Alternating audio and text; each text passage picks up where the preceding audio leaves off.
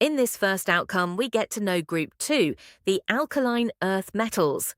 We'll look at their physical properties, how they're bonded, and how their reactivity changes as we move down the group.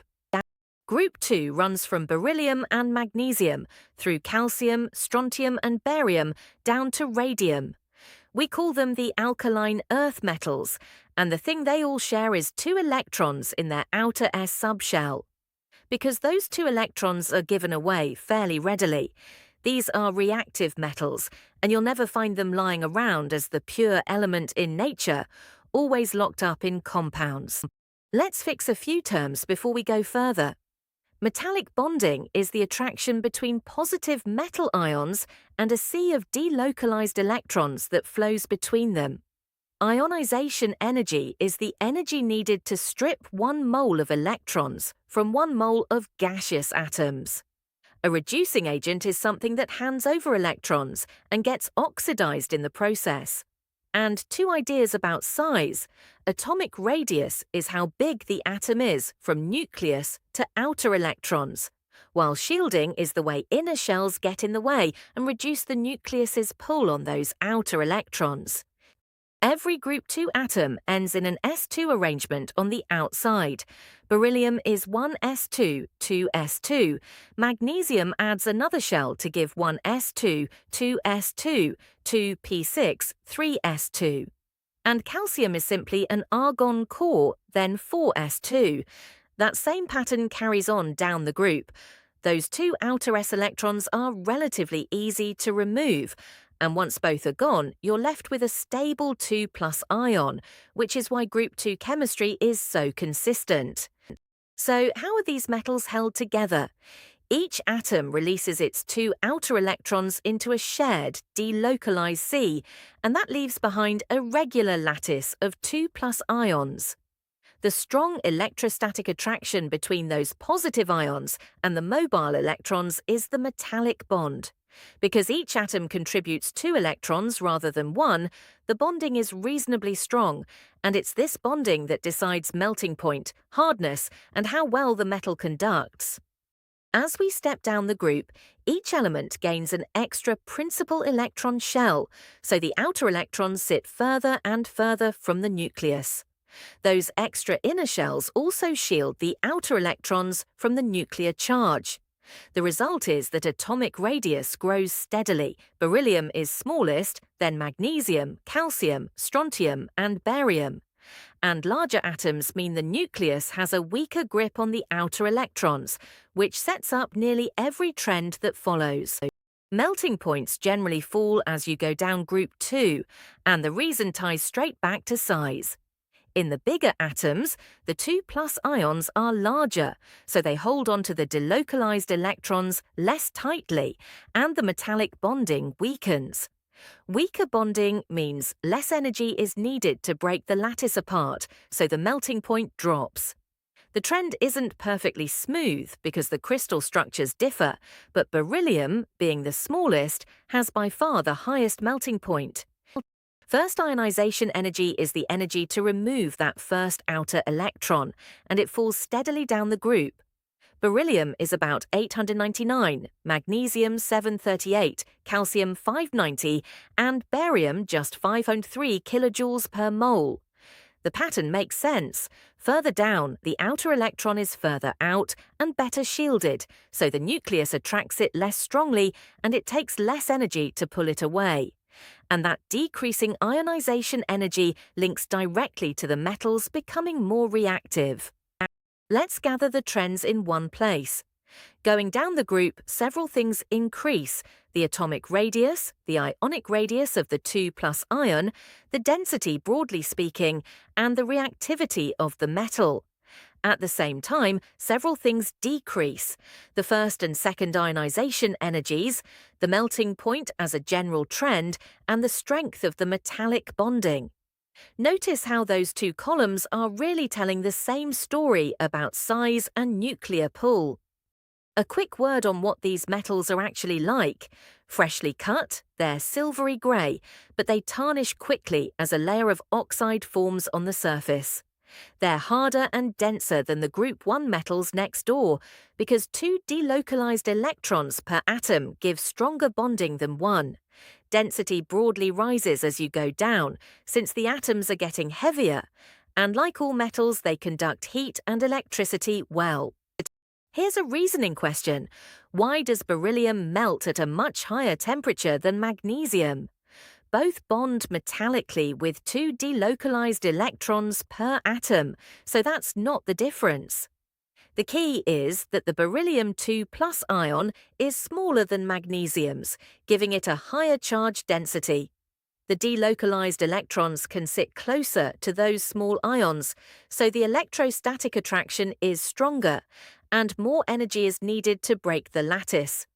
In short, beryllium's smaller ion means stronger metallic bonding and a much higher melting point. Now to the chemistry. When a group 2 metal reacts, each atom loses 2 electrons, going to the 2+ ion and releasing 2 electrons. By donating electrons like that, the metal is itself oxidized, and whatever it hands them to gets reduced, so the metal is acting as a reducing agent. Its reducing power grows as you go down the group because the lower ionization energies make giving up those electrons easier. That's the driving force behind the reactions with oxygen, water, and acids we'll see next. First, oxygen. Group 2 metals burn in oxygen to form white oxides. In general terms, the metal plus oxygen reacts to give the metal oxide. Magnesium is the classic one, burning with that brilliant, dazzling white flame to give magnesium oxide. Calcium gives a brick red flame and barium a green one, and the reactions get more vigorous as you head down the group. It's this same reaction, happening slowly in air, that forms the oxide layer and makes the metals tarnish. With water, the metals give a metal hydroxide and hydrogen gas. Calcium is a good one to picture. Solid calcium plus water reacts to give calcium hydroxide in solution and hydrogen gas. You see bubbles of hydrogen fizzing off, and the solution turns alkaline as the hydroxide forms. As with everything in this group, the reaction gets faster and more vigorous the further down you go, so strontium and barium react more readily than calcium does. Magnesium is a bit of a special case worth pausing on. With cold water it barely reacts at all, just a very slow trickle, giving magnesium hydroxide and hydrogen. But pass steam over hot magnesium and it's a completely different story. Solid magnesium plus steam reacts fast to give magnesium oxide and hydrogen, and the metal glows brightly as it goes. It's a neat demonstration that reactivity climbs both with temperature and as you move down the group. Group 2 metals also react with dilute acids to give a salt and hydrogen. With hydrochloric acid, the metal gives the metal chloride and hydrogen gas. Magnesium, for instance, fizzes rapidly in dilute hydrochloric acid, producing magnesium chloride and bubbles of hydrogen. Calcium reacts faster still.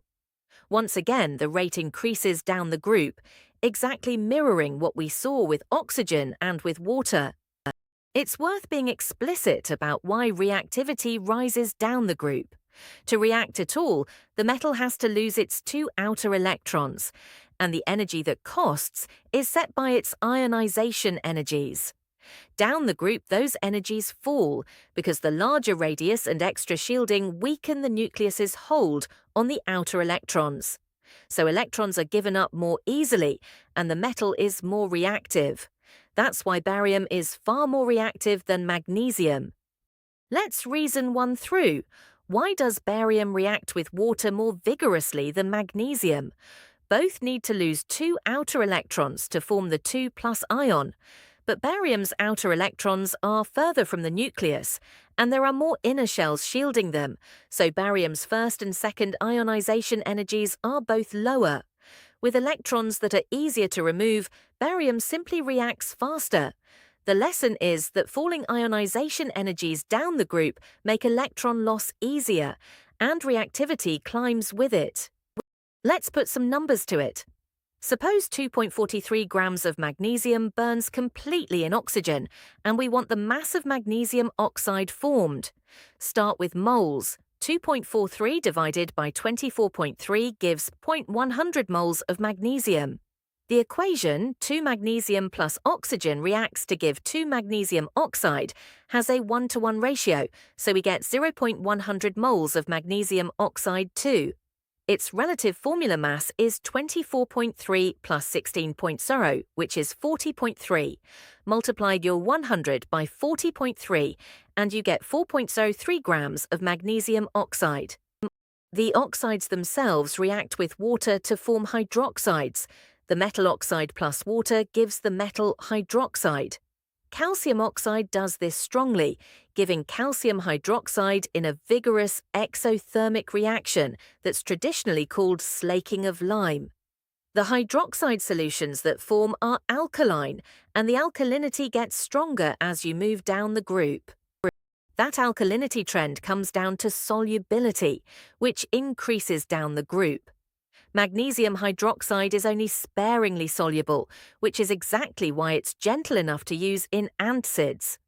Calcium hydroxide is slightly soluble and gives us lime water. Barium hydroxide is fairly soluble and produces a strongly alkaline solution. The more hydroxide that dissolves, the more hydroxide ions are released, so the solutions become more alkaline the further down you go. To lay that out, magnesium hydroxide is sparingly soluble, calcium hydroxide slightly soluble as lime water, strontium hydroxide more soluble again, and barium hydroxide fairly soluble.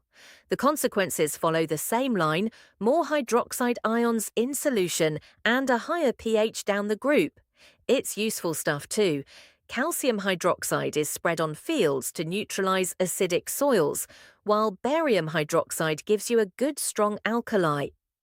Group 2 carbonates break down when you heat them, in what we call thermal decomposition. The metal carbonate goes to the metal oxide plus carbon dioxide. Calcium carbonate is the industrial example, decomposing to calcium oxide and carbon dioxide, which is how we make lime. The important trend here is that thermal stability increases down the group.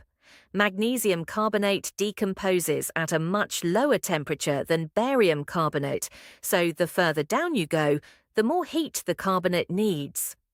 Why does that stability trend happen? It comes down to how the metal ion, the cation, distorts the big carbonate ion sitting next to it. A small cation has a high charge density and pulls hard on the carbonate's electrons. Magnesium 2 plus polarizes the carbonate strongly, distorting it and weakening one of the carbon-oxygen bonds, so magnesium carbonate decomposes at a lower temperature. Barium 2 plus is much larger with a lower charge density and only weak polarizing power, so barium carbonate holds together and needs a higher temperature to break down. Let's work a decomposition calculation. We fully decompose 10.0 grams of calcium carbonate and want the mass of calcium oxide produced.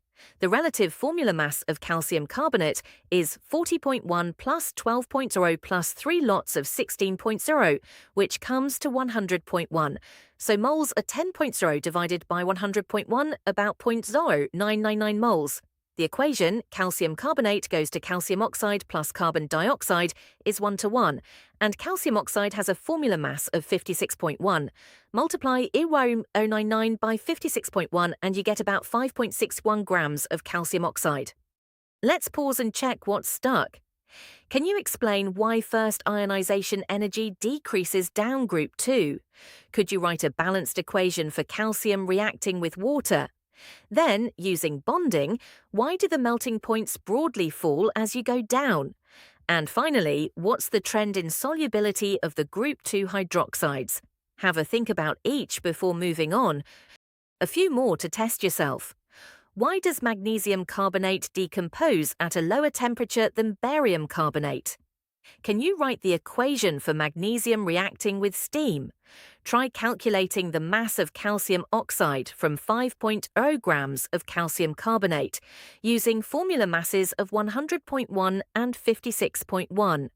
And finally, explain why reactivity with dilute acid increases down the group. Let's define the terms from this second half. Polarizing power is a cation's ability to distort the electron cloud of a nearby anion. Charge density is the ion's charge divided by its size, and it's high for small, highly charged ions. Thermal stability is how much heat a compound can take before it decomposes. Slaking is the reaction of calcium oxide with water to give calcium hydroxide. And sparingly soluble simply means something dissolves only to a very small extent.